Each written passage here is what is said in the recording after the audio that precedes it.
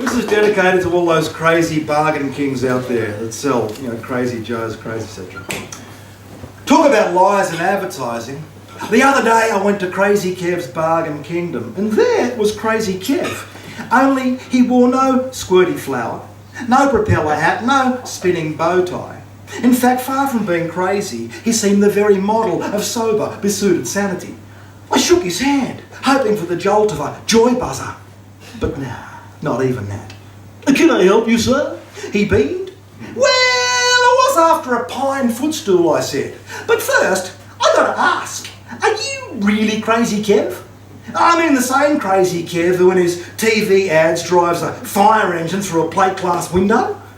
The same Crazy Kev who hoses burning buildings with kerosene? Who attacks giant foam dollar signs with a chainsaw?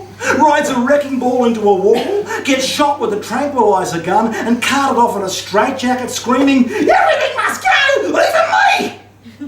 Because frankly, if you are, I'm disappointed.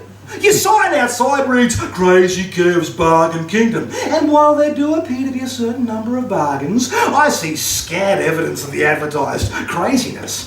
In fact, you seem to be totally lacking in wackiness, bereft of balminess, clean out of kookiness, and if you can't be honest about something as fundamental as your store's name, how do you expect me, the customer, to place any faith in your products? How can I trust in your pine footstools if you, the so-called Crazy Kev, appear to be as sensible as milk? I mean, can you really be the same Crazy Kev who in last July's catalogue was depicted force-feeding an electric eel down his throat? The same Crazy Kev who in recent radio ads was heard going over Niagara Falls in an iron lung while masturbating in time to the Mormon Tabernacle Choir's rendition of "We Shall Overcome"? Where do you get off calling yourself Crazy Kev when quite obviously you aren't man enough to carry the courage of your convictions?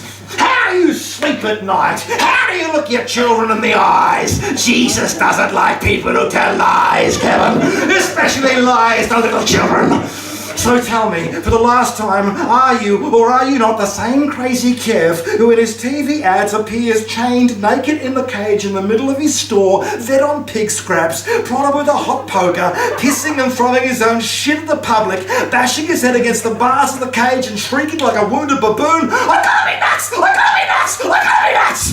Face it, you're a charlatan, a quack, a fraud, a sham, a swindling two-bit straw man. Liars like you disgust me, Kevin, and I wouldn't buy a pine footstool off you if you were the last man on earth.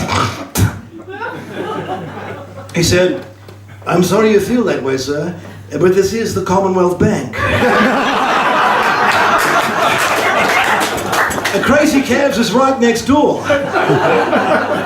Though we call it Parliament House.